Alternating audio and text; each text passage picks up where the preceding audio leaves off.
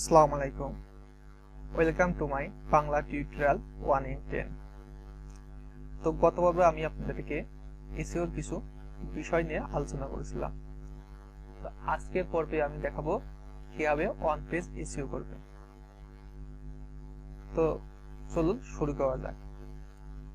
SEO হচ্ছে দুই ধরনের, এক হচ্ছে ওয়ান পেজ এসইও আর দুই হচ্ছে অফ পেজ এসইও। এখন প্রশ্ন যে কোনগুলো অন পেজ এসইও আর কোনগুলো অফ পেজ এসইও।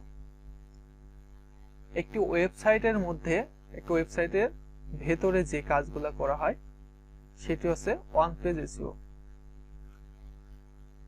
যেমন টাইটেল চেঞ্জ, ডেসক্রিপশন লেখা, মেটা ট্যাগ, এগুলো হচ্ছে অন পেজ এসইও এর মধ্যে পড়ে। আর অফ পেজ এসইও কোনগুলো? অফ পেজ এসইও হলো যে আপনার ওয়েবসাইটের বাইরে যে কাজগুলো করা হয় সেগুলো হচ্ছে অফ পেজ এসইও। যেমন আপনার ওয়েবসাইটের ইউআরএলটা অন্য কোনো একটি ওয়েবসাইটে শেয়ার করা, সোশ্যাল মিডিয়াতে শেয়ার করা, তারপরে যেমন আর্টিকেল সাইট, ফর্ম সাইট, এইসব সাইটগুলা, অ্যান্সার সাইট, কোশ্চেন, এইসব সাইটগুলোতে আপনার ইউআরএলটা মার্কেটিং করা, এক কথায় শেয়ার করা, এটি হচ্ছে অফ পেজ এসইও মধ্যে পড়ে।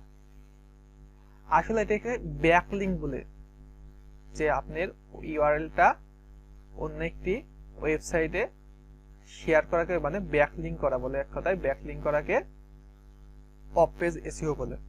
তো অফ পেজ এসইও আমি আপনাদেরকে পরবর্তী ভিডিওতে ইন ডিটেলস আলোচনা করব। যেহেতু আমার ভিডিওগুলা 10 থেকে 15 মিনিট বা 20 মিনিটের মধ্যে শেষ করার চেষ্টা করি, তাই অন পেজ এসইওতে আমাদের ভিডিওটা লেন্থ অনেক বড় হয়ে যাবে। তো অফ পেজ এসইও আমি পরবর্তী ভিডিওতে আপনাদেরকে ইন ডিটেলস আলোচনা করব। তো অন পেজ এসইও করতে হলে আমাদের কি কি বিষয়গুলো জানতে হবে, তো চলুন সে বিষয়গুলো আমি দেখাই। মনে করেন কিওয়ার্ড দিয়ে আপনার কোন একটি ক্লায়েন্ট কিওয়ার্ড দিয়ে তার ওয়েবসাইটটা র্যাঙ্কে আসবে বা গুগল প্রথম পেজে আসবে। তো এমন একটি কিওয়ার্ড নির্বাচন করতে হবে যেটি দিয়ে আপনার ক্লায়েন্ট গুগল টপে আসবে। তো কিওয়ার্ড নির্বাচন করা এটি নিয়ে আপনাদের ঘাবড়ানোর কোনো কিছু নেই। গুগলে অনেক ফ্রি টুলস পাওয়া যায়, কিওয়ার্ড প্ল্যানার পাওয়া যায়, সেখান থেকে আপনারা কিওয়ার্ডগুলা যাচাই বাছাই করে নিতে পারবেন। তো আপনার ক্লায়েন্টের যে ওয়েবসাইটটা আছে সেই ওয়েবসাইটটা আগে দেখতে হবে যে তার ইউআরএলটা ঠিক আছে কিনা। তার ইউআরএলটা যদি ঠিক না থাকে, তার ইউআরএলটা আপনি ঠিক করতে পারবেন। হয় আপনি যদি পারেন তাহলে আপনি করবেন, আর না হলে যে ওয়েবসাইট অ্যাডমিন তার যদি কোনো ডেভেলপার থাকে, তার ডেভেলপার সে বিষয়গুলা কাস্টমাইজ করে তার ওয়েবসাইটে বসাবে। তারপরে আছে টাইটেল। আপনার ওয়েবসাইটে যে মূল টাইটেল, সেই টাইটেলটা যে কিওয়ার্ডের নির্বাচন করেছেন সেই কিওয়ার্ড রিলেটেড হতে হবে। তারপর আছে কি ডেসক্রিপশন। এসইওতে ডেসক্রিপশন, টাইটেল এই বিষয় দুটি খুবই গুরুত্বপূর্ণ। তো ডেসক্রিপশন কিভাবে লিখবেন এটি আমি পরবর্তী ভিডিওতে আপনাদেরকে জানাবো। তো আমি একটু শর্টে আপনাদেরকে একটু বলি। ডেসক্রিপশন লিখতে হবে আপনার যে কিওয়ার্ডটি, যে টাইটেলটি ব্যবহার করছেন, ডেসক্রিপশনের 1 থেকে 2 লাইনের মধ্যে টাইটেল আর কিওয়ার্ড, যেহেতু কিওয়ার্ড টাইটেল রিলেটেড সেহেতু টাইটেলটি আপনারা ইউজ করবেন। তারপরে আপনার সাবটাইটেল থাকতে পারে, সে বিষয়গুলো দিয়ে আপনি একটি সুন্দর ডেসক্রিপশন লিখবেন। এখন ডেসক্রিপশন কিভাবে লিখবেন সেটা আপনি ক্লায়েন্টের সাথে যোগাযোগ করে ডেসক্রিপশনটা লিখলে অনেক ভালো হয় তার মনে মতো করে। তারপর আছে H1 ট্যাগ ইউজ।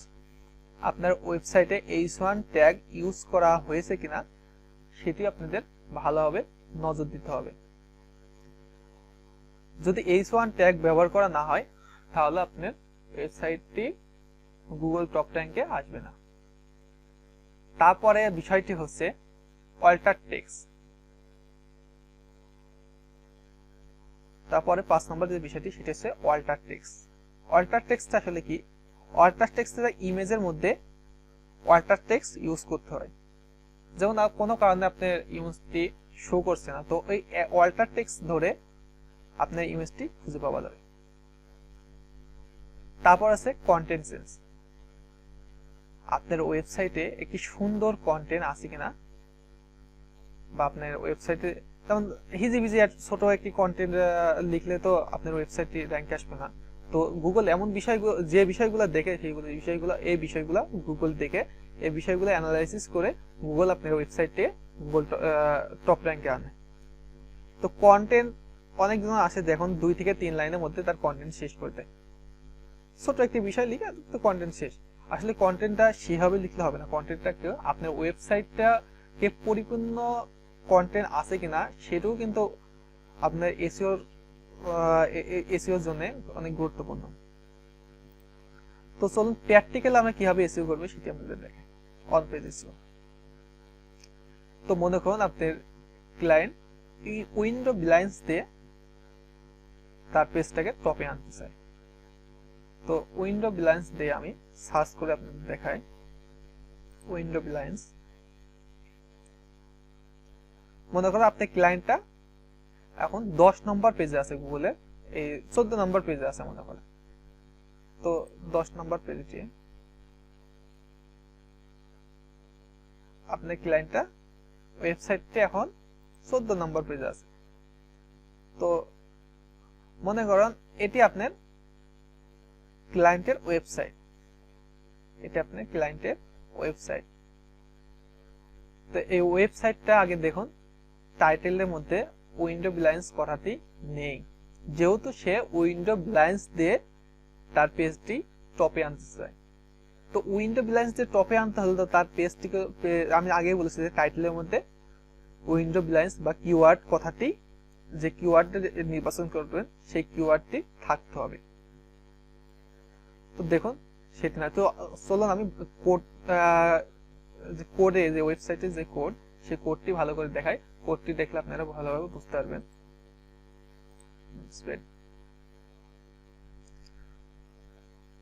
ডেসক্রিপশন,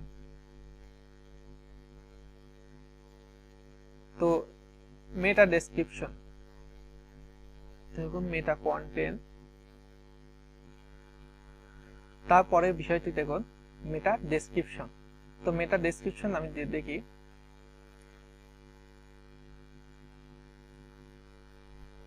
দেখুন এর মেটা ডেসক্রিপশনটা একেবারে শর্ট।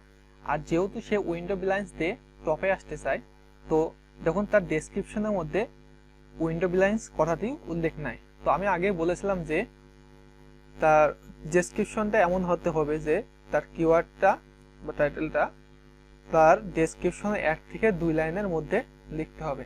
তো দেখুন তার কোনোটাই সে করে নাই। তো এই ছোট্ট একটি ভুল, এই ভুলের কারণে সে হয়তোবা গুগল ফার্স্ট পেজে আসতে পারছে না। তারপর দেখতে হবে, তারপরের বিষয়টি হচ্ছে H1 ট্যাগ। এখন এই বিষয়টি হচ্ছে যে আপনার যে ওয়েবসাইটটি, এই ওয়েবসাইটটি H1 ট্যাগ ব্যবহার করেছেন কিনা সেটি দেখতে হবে। তো H1 ট্যাগ দেখুন, তো দেখুন তারপরে হচ্ছে আমি বললাম যে H1 ট্যাগ, দেখুন সে H1 ট্যাগটি ঠিকই ব্যবহার করছে, কিন্তু হয়তো সে ডেসক্রিপশনে, কারণ ডেসক্রিপশনে ভুলের কারণে হয়তো বা গুগল সে টপে আসতে পারছে না। তো H1 ট্যাগ, এই ওয়েবসাইটে H1 ট্যাগ সে ইউজ করছে। তো H1 ট্যাগ কোনটা আমি আপনাদের দেখাই আগে।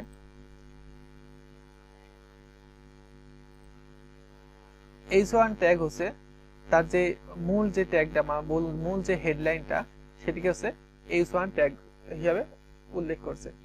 তো তারপরের বিষয়টি হচ্ছে অল্টার টেক্সট। তার ইমেজের মধ্যে অল্টার টেক্সট ব্যবহার করছে কিনা সেটি দেখতে হবে।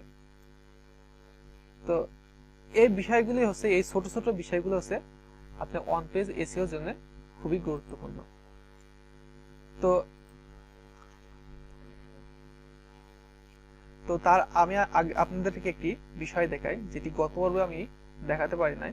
তো সেটি হচ্ছে যে আপনাদের যে ওয়েবসাইটটি, সে আপনাদের যে কোনো ওয়েবসাইট, শুধু আপনার যে ওয়েবসাইটটা না, যেমন গুগলের যে ওয়েবসাইট, ইউটিউবের ওয়েবসাইট, সে এই ওয়েবসাইটগুলোর পেজগুলো গুগল ইন্ডেক্স করছে কিনা সেটি কিভাবে আপনি দেখবেন।